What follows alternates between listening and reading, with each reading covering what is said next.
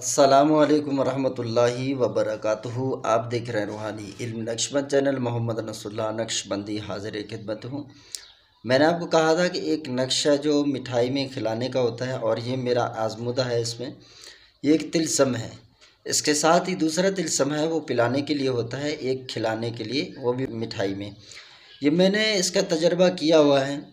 जिस शख्स ने भी इसको मिठाई के अंदर थोड़ा सा पानी ले, ठीक है, उस नक्श को उसमें डाल दें, चंद कतरे हों, फिर वो स्याही जब उसमें घुल जाए तो उसमें से आपने मिठाई के ऊपर थोड़ा थोड़ा छिड़क देना है ताकि वो मिठाई के अंदर जज़ब हो जाए।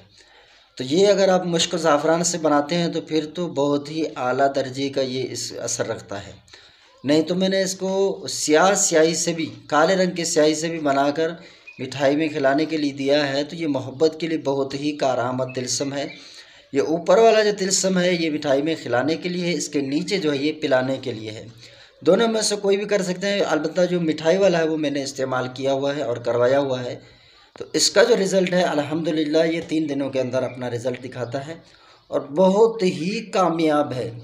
इसके नीचे आप जो है ना वो नाम लिख सकते हैं, ठीक है। आप जैसे मतलूब तालिब का वगैरह ये आला हबी वगैरह लिख दें, वो आप लिख सकते हैं, ठीक है।